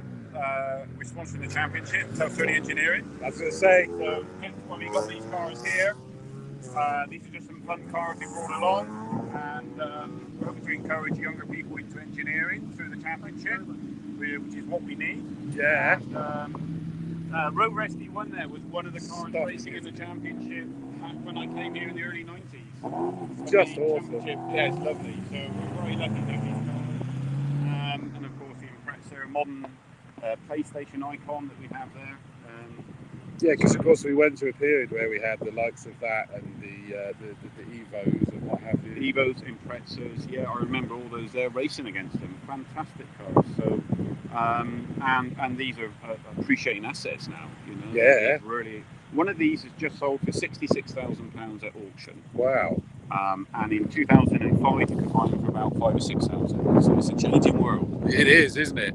So South Fernie Engineering, your company, you are sponsoring. We are sponsoring the Castle Combe Saloon Car Championship. We're very proud, having raced at Combe in the saloon since the mid-90s, with the MG Meister Turbo, which is probably the longest serving car in the championship. We're back this year with that car, and we're hoping to be really involved in the championship with spectators and really get the championship full grids full again. Well, welcome on board, my friend, and congratulations, Jonathan. Appreciate that, my friend. Pleasure. Thank You you. take it steady. So there you go, South Fernie Engineering, the new sponsors of the Saloon Car Championship, and you could hear that there's quite an emotional link there with Mr. Wills, that he, just like us, me and many of us, is that, you know, we've grown up supporting and watching from the spectator backs. Helen Dallymore says, is there any more racing to come today on track?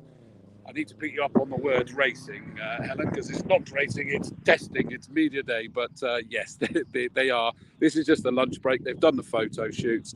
They're going to be back out on circuit. So I'm going to remove myself from the grid now, go and grab a quick bite to eat. We'll be back with some interviews in the interview room. And obviously, as you've seen already, that the on-track cameras will be back on as well. So I'll catch you all a little bit later.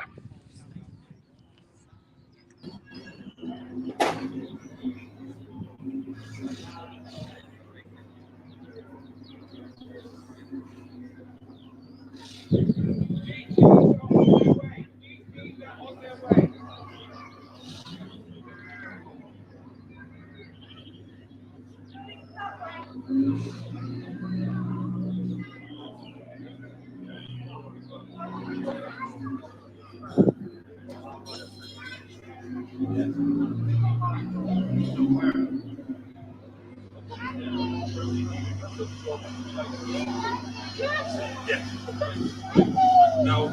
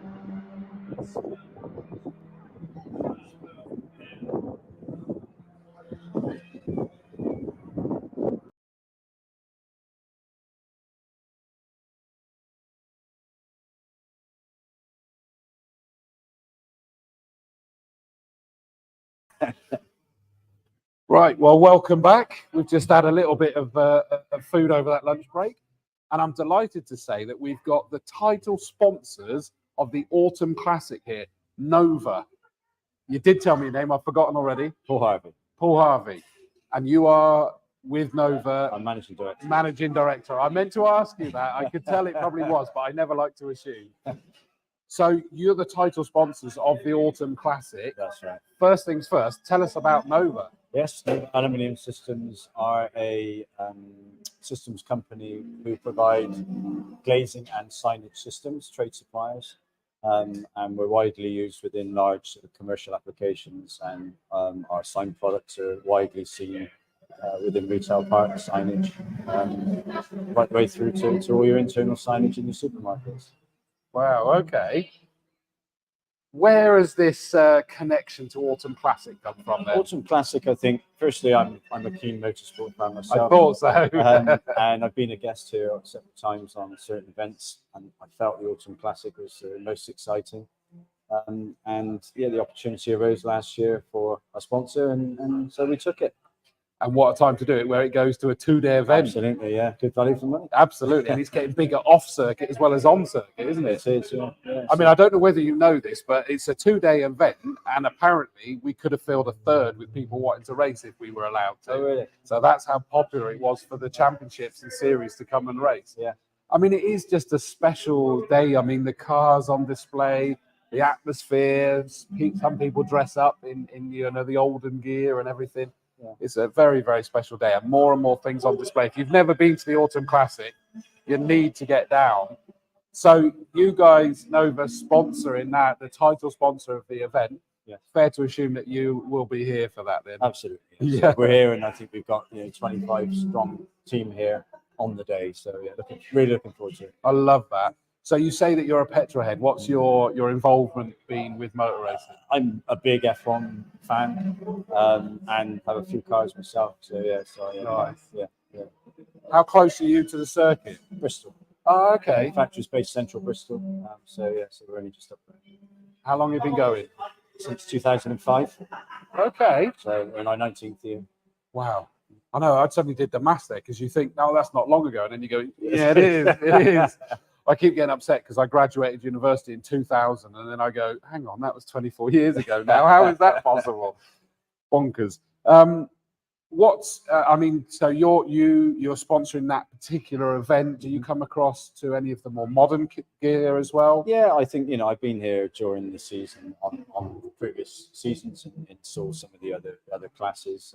But yeah, and it's just quite rightly what you said. I think for me, the most favourite has always been the Autumn Classic. So hence, that's why as soon as we had the opportunity, we jumped on it. I love it. Ever been tempted to get out there and race something? I'd love to, yeah, but I'm not sure my body would allow it, but I'd love to have a go. What would your choice be? What would you jump out in to race? I'd love a Ferrari, I think. I think we've got the Ferrari Championship They now are as well, the haven't clubs we? here, yeah. Which tends to be quite a good number of them as well. Right, yeah. And they race hard. Yeah, they do. Yeah. I mean, saying that, I've always been amazed with the Autumn Classic. I mean, we've had things like £1 million Bentley or something daft Really? like that, and they still race them hard. You think that they'll be I know. almost parading them? It's like, no. They race hard. Yeah. yeah, I don't think I'd want to do that if I owned one. But there you go. It's, Well, that quite. I've always wondered that. I mean, but it is special that we love that, and it's always an eclectic mix of sports cars, touring cars, single seaters, of absolutely everything. Where does your preference lie? I think the classic. Yeah, the classic side of things. I think. Yeah. Yeah, it is good. So, if anybody wants to find anything more about you, what's your website address? Yeah, it's www.nova-aluminium.com. Nova-aluminium.com. Okay, and so it's signage and glazing systems. Yeah, yeah, we're trade suppliers of signage and glazing systems. Okay, so it's not necessarily a B2C. That's more a B2B. Then. Yes, that's right. That makes sense. That makes sense. Listen, it's so good to have you on board as the title sponsor of the Autumn Classic. Look forward to seeing you. I shall be on the mic for that, but not in the box for that one. They've got me doing the fun things like on the stage and the post-race interviews and things like that, being shy and retiring and all of that. But so I will see you here. I have no doubt about it. On the day. So thank you very much for that. Check them out. Nova, title sponsors of the Autumn Classic. Thank you very much.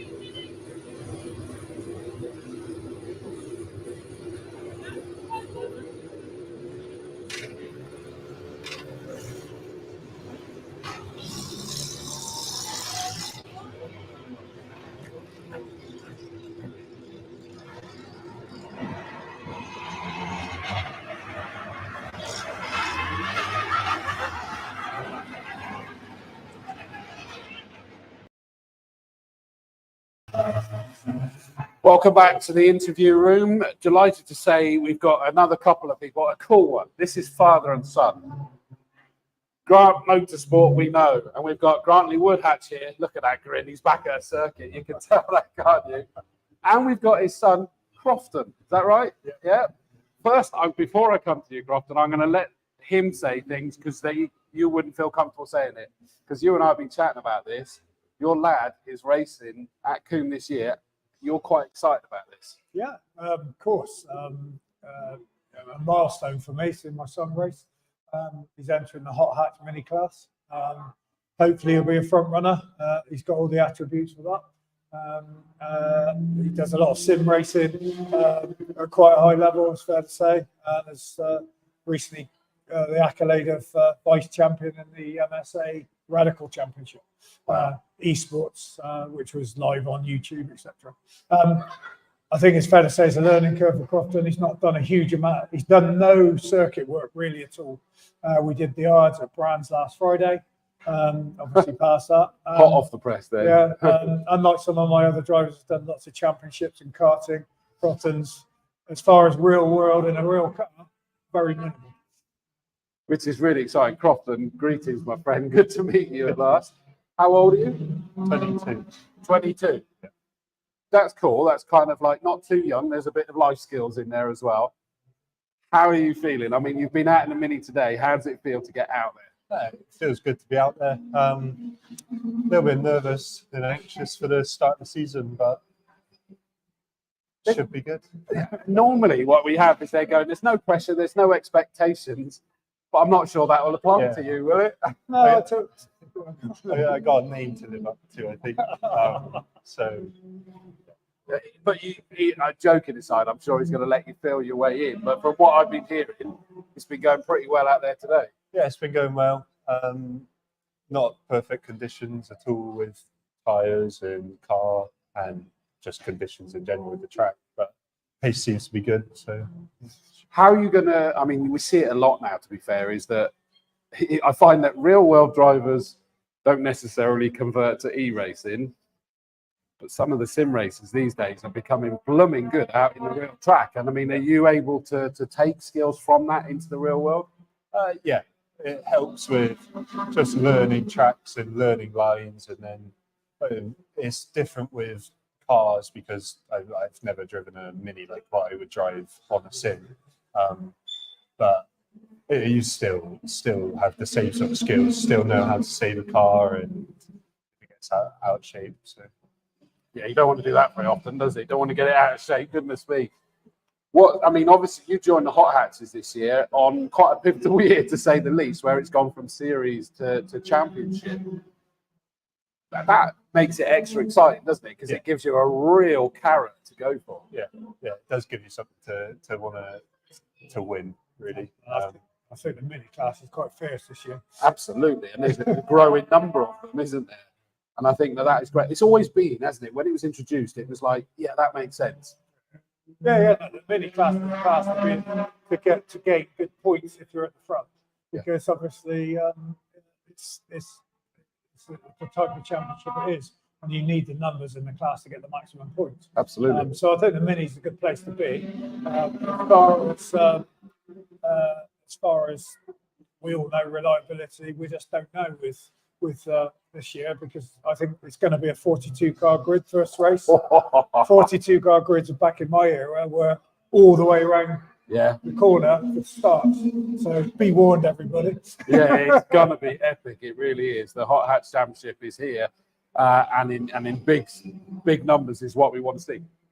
What else, coming to you for a minute, Grantley, what else are you running this year, cars-wise? We've got Day Spinner out in the TT. We've just gone almost a second quicker than we've ever gone with some testing. We've made a few changes. So that's looking good for him to be right at the sharp end. Wow. Which is what he's been hankering for all along. He's just matched the best ever Alex did. Wow. So that's good.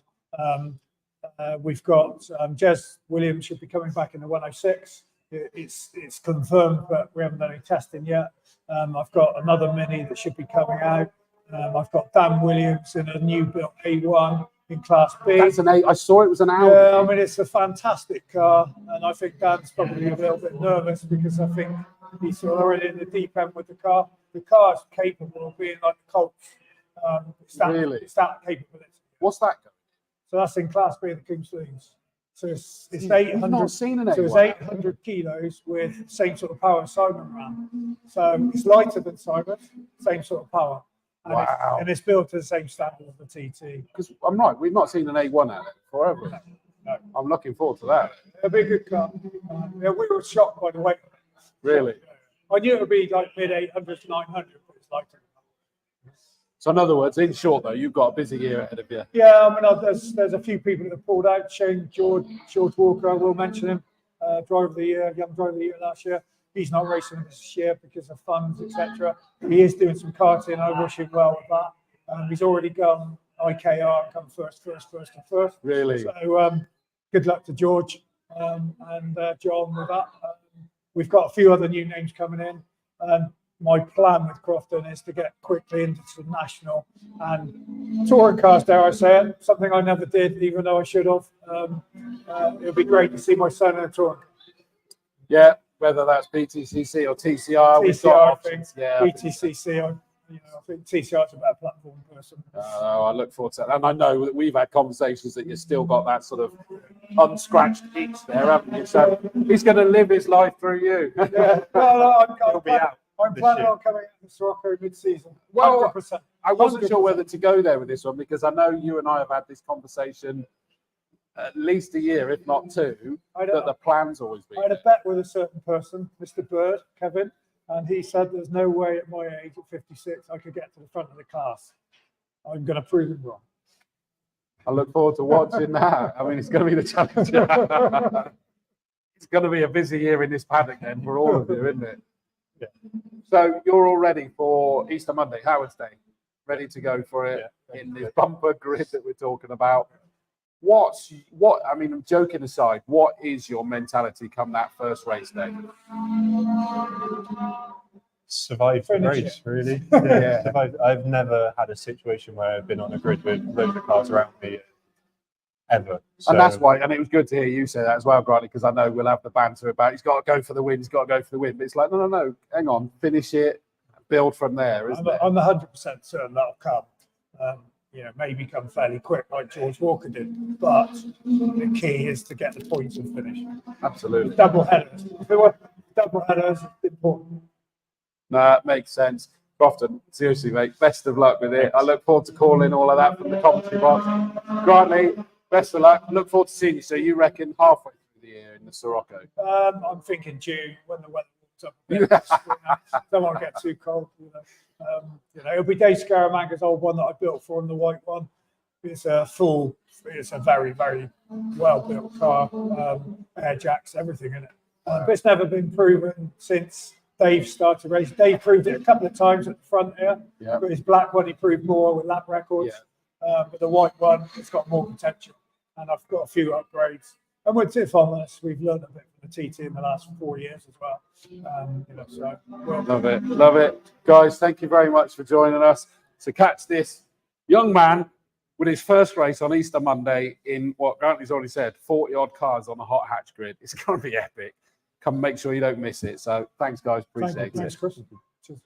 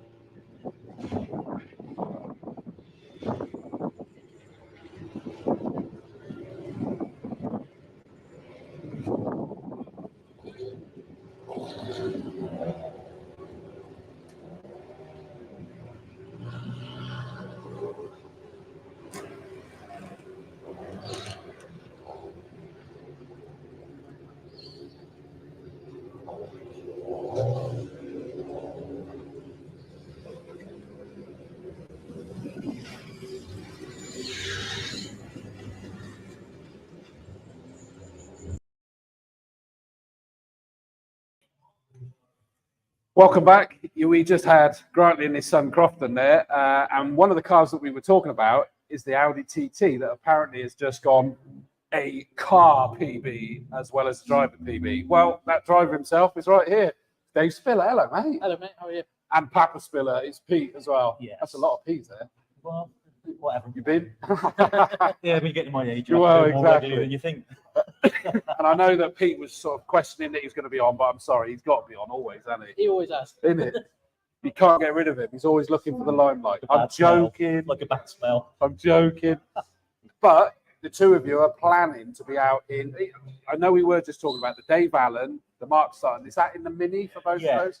Yeah, Dad's black and orange Mini. So. I always ask as whether you were going to go out in the TT at any Well, point. we have. That is going to have to be the backup plan because Grant is flat out building lots of cars and he's rebuilding the engine on my Mini because, you know, in the Dave Allen last year, I decided that one of the pistons needed liberating. That's why you're not letting him in the TT, isn't Yeah, it? and I didn't get a go at the Mini. No. But I'll have to have a leg amputation to pretty much drive the TT. Oh, 'cause really? It's quite small. It is quite tight getting in and out. It's not the sort of pit stop you can do in a minute and a half.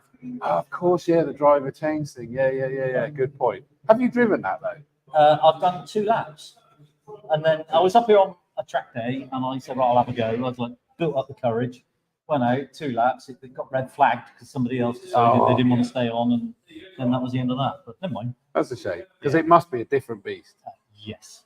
I've been out as a passenger as well. And that's ironically less scary than going out in the Mini with Dave. Really? Yeah. That surprises me. We did Thruxton in my Mini. And he Oh my scared word. the jeebus. When we went around, is it Church? It's Church at 130. I was looking for that brake pedal in my side, and it wasn't. Well, I get given a hard time all the time because I always back out and go to the passenger. I just can't do it. It just makes me feel ill, and my anxiety kicks in. I write the headlines of what happened. You know, commentator killed. You know, and all of that. I hope you're not killed. No, well, you never know. That's the headline that gets written, though, but it's bad. That said, this boy's in control, isn't he? I mean, how have you been? I'm going to come to you in a minute, Dave, but Pete, you've been watching him back out there in the TT. From what I've heard and we're going to hear is that it's been improved. You've been enjoying watching that? Yeah, it's just mental. It just looks so rapid. Obviously, we stood outside the shop here. Coming down to the camp, it is just like a rocket. You think him around there and he's been experimenting with new lines. And you see this line around camp and you think, oh, hello. He's been watching the Drift Boys, has he? Yeah, hopefully not. And it's the thing's flying. I mean, those Class A cars, they've just been getting quicker, you boys. They're at a point where they are very fast. Probably keep up with quite a lot of the GT stuff as well nowadays. Yeah. Especially if we put aero on the cars, they'd be even faster again. It's just unbelievable. I mean, it really is special. I mean, how do you deal with jump when you get the opportunity to jump when the engine's not blown in the Mini and the TT? Because it's got to be a completely different way to think. They are slightly different, but obviously I've done quite a lot in the Mini, so I'm still a little bit used to those. Yeah. But they are chalk and cheese. The speed differences at the end of Avon Rise is like 30, 40 mile an hour, and that's quite a lot to get your head round. Yeah. But I still try and drive it the same sort of way as the TT.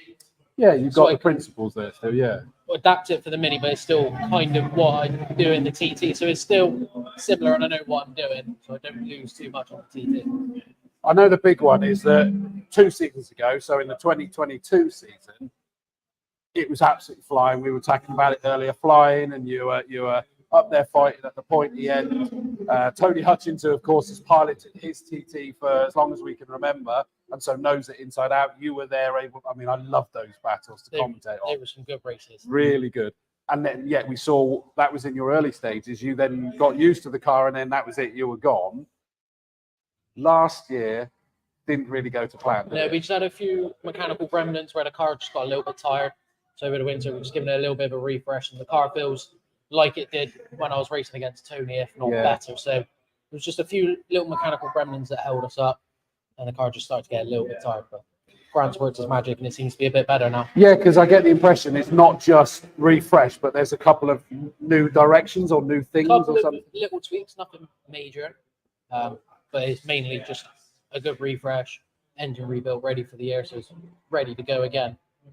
One of the things that still blows my mind on the car, like the cars like the TT, is, now I'm going to get the wording wrong, but you've got different mappings that you can change manually in the car as the race progresses. Yeah, so I've got 3 maps on the flight. So I tend to start in the lower power and sort of stay in the middle one, sometimes go up to the higher power if I need it to get past, say, a slower car or a back marker.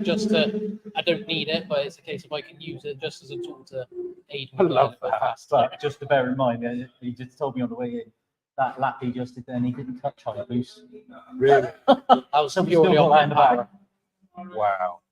That's impressive. I just love that tech that you got those different things that you can do. I love it. You do know his best switch in there, though, don't you? You've seen that No. headlight switch. He's always got those on, hasn't he, when he's on a quick lap? Oh yeah, of course. Although I think I probably make the comment in the commentary that says I don't think you're going to psych them out with the lights on, but I don't think you do it for that reason. We've got a comment that's come in. Becky Cleaver says, "Hi Dave and Pete, good luck this year from Becky, Alex, Arthur, and Molly." That's Alice's sister. Oh, there we go. Abraham's sister. So thanks, Becky. They've got that one. I'm glad I saw it before they went. So you got to see it. Now, the sad part is this. I don't know how I'm supposed to word this. Is definitely going to be Dave's last year in the TT racing. Well, not just the TT, racing overall. Yeah. I can't fund it any longer. 14 years of racing. And you're getting married. Yeah, he wants to retire, which is a bit selfish. I know. What's that all about? I haven't told work that bit yet. Oh. Although I think Mary, although I'm sure she'll miss being at it, she doesn't have to go through the mill watching you, doesn't she? Yeah, we're still going to do the minute and do the odd round, maybe do the odd class A in the saloons because it's completely under power, but still do the odd race here and there just to keep my eye on it. But having some fun rather than serious. Doing more races with Dad rather than on my own. So I do enjoy those races with him. Yeah. In the minute. Because every time you do something new and faster, the level of effort and stress ramps up. Yeah. This is at a level you just cannot believe. Poor old Grant gets the wrong side of me quite a lot, and I do apologise. Sorry, Grantley. He does get a bit of grief because this, we put in considerable sums of money. Not to forget, obviously, your sponsors put quite a lot of money in as well. Quite a few sponsors, luckily, which do help, but it's just... Well, especially in Class A, is that the money getting thrown at it just increases, doesn't it, on those ones? And he's getting more grey hair, which I didn't think was possible. Hey, be thankful he's got hair. I'm going to grow it out. I'm not going to keep this. Yeah, I would love to be able to do that. But no, I mean that's I find that sad, but I suppose that these things happen. But glad that we're going to see you. With that in mind, does that change your mentality towards the championship this year? A little bit. Last year there was a few politics that happened, and it kind of took the fun out of it. So this year we've come in with the attitude of let's just enjoy it and enjoy the last year. We finish where we finish. So the opposite way round to where I was taking that question. But admittedly, I still want to go for the championship. Yeah. But I want to enjoy it more. You go back to how it was, have more of a laugh whilst racing, but as well as taking it serious. Yeah, that would probably make sense because in hindsight, we didn't get to catch up with you that much during the course of the year, and normally you guys are very sort of there for the fun as much as for anything else. It was quite hectic last year, especially with the few little gremlins that we did have early on in the season. We were then very much up against it, trying to fight third in the championship. Whereas this year we want to have as much fun as we can. There's a new car, Bill's brought a new car out, so someone else to race it. Just going out to purely have some fun, have some good races. Hopefully, he's bringing some silverware. I love it. It'll be interesting. The times that we've seen today is that it could be that TT is properly at the pointy end now. Fingers crossed. Yeah. I've told him if he's anywhere near the front, I'm getting a great big for sale sign up the end, up the side. Yeah. But I can't put that on if he's at the back, can I? So he needs to put his finger out. It's very true. Yeah, advertise it. It's all about the marketing. Hopefully that TT will stay here because obviously we've seen it at the hands of a couple of different people. So you heard as well that in Class B, well, you will know because within your team, an Audi A1 as well. That looks like a very nice car. That is going to be quick. Well, Grantley was saying about the fact that it's like the power of Simon Norris's Colt, but less weight even than that. Yeah, it's about as much as a tea bag. That thing is so light. Incredible. It's going to be quick. I'm loved that. Well, you know, I know that's not what you want to see, but you know me as a commentator and a fan. That's what we love. We love seeing all those battles. It's another car on the bridge, so I'm exactly right. Exactly. No, listen, guys, I'm sad to hear that it's going to be the last year, but I wish you the best of luck in it. I hope that we get lots of conversations with you as the year goes on, and I wish you the best of luck, mate. Thank you. And I wish you both the best of luck in things like the Dave Allen and what have you as well. Yeah, I'll try not to blow it up this year. No, don't let him get in it this Especially time. as I just got ready to go out as well, and then I heard you say, "I don't think you're going out, Dave." Yeah, sorry to be the bearer of bad news. I didn't know. You sure it's me or was it God speaking? I don't know. No, it was your voice. Oh, darn it. I recognise that voice. He was probably doing an impression of me. You are God around this circuit. Well. We all know that. Come on. We all love your, as I always say, your dulcet tones. Oh, bless you, bless No, you. it does make the difference. The only thing I wish we could do is listen back to the commentary. Because it's not recorded anymore. No, is it? which I think is probably safer for me. Yeah, all right. If I'm honest. Can you imagine the trouble I'd get into if it was recorded? You know, that's not safe at all. Yeah, so. Brilliant. Guys, thank you very much. So here we go. The Saloon Car Championship. The TT and Dave Spiller, keep an eye out. And Pete and Dave together in the Mini. Guys, much appreciated. Catch up with you in the season. Thank you.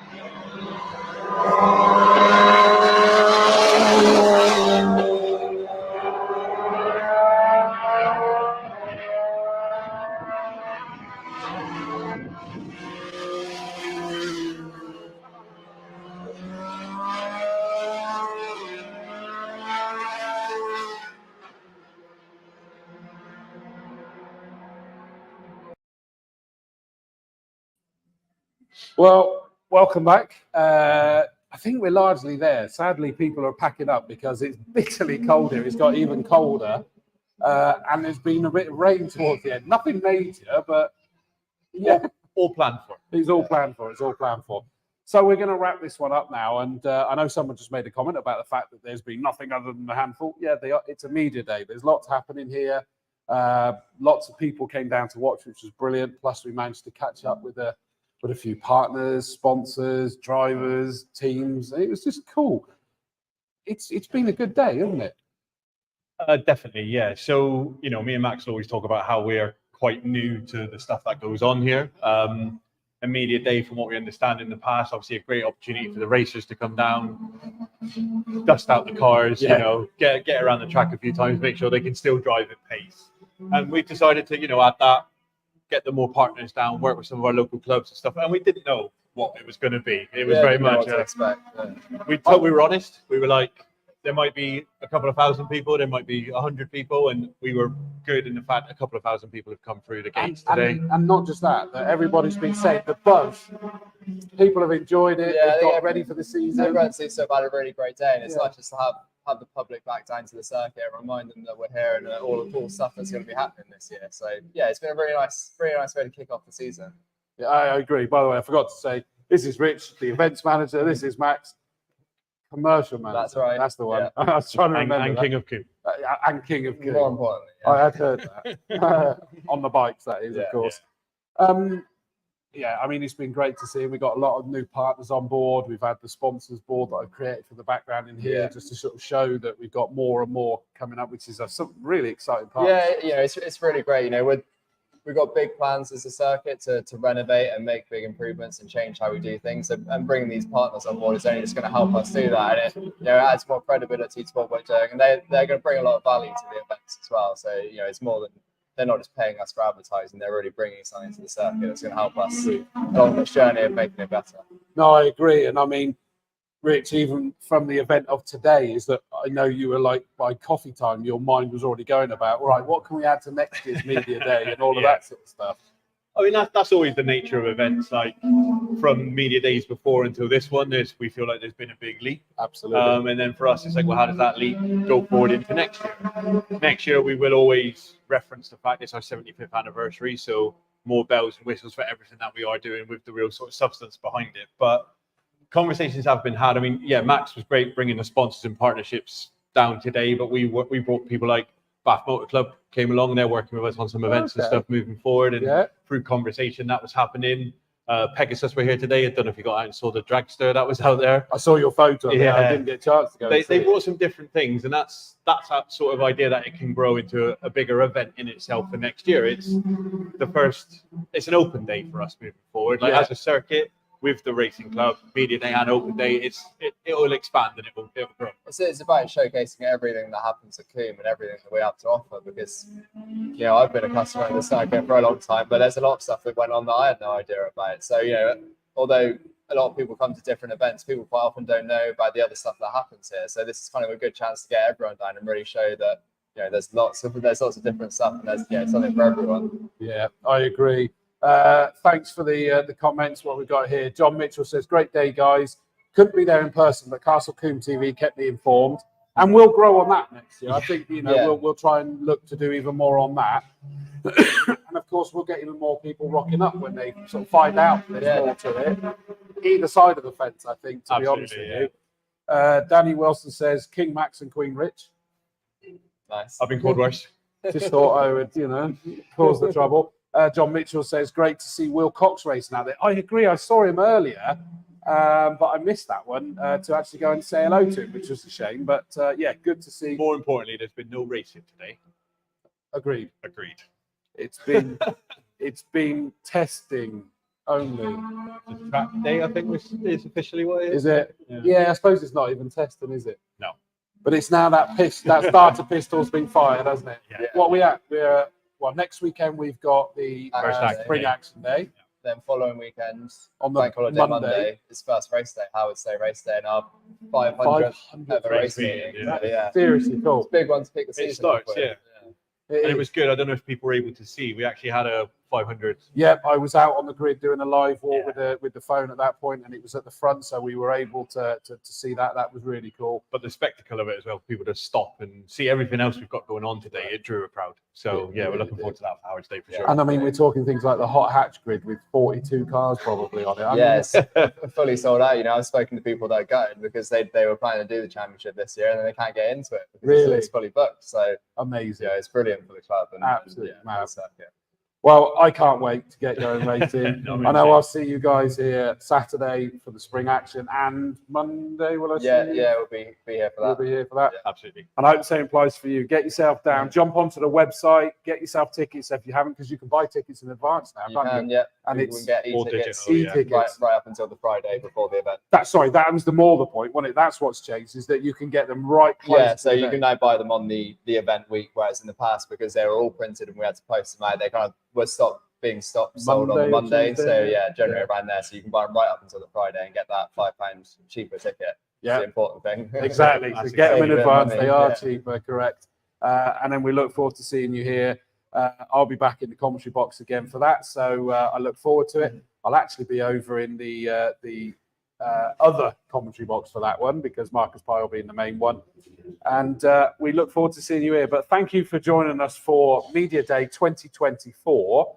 Keep your eyes peeled. We'll have more Combe TV, obviously, where we'll be getting all sorts of interviews going on and plenty of race and track day action going on. Sorry, action day action, racing school. Rally experiences, Rally, days. yeah. Rally days, 2 days this Don't year. forget about the motorbikes. There'll be motorbike stuff out there too. Sorry, mate. Yeah. And there will be plenty, and the King of Combe will be back out there as well, with a new sponsor on board as well. Oh yeah, that's what we're working on. Yeah. But from us here at Castle Combe, thanks for joining us, and I hope to see you at the start of the new year. Cheers all.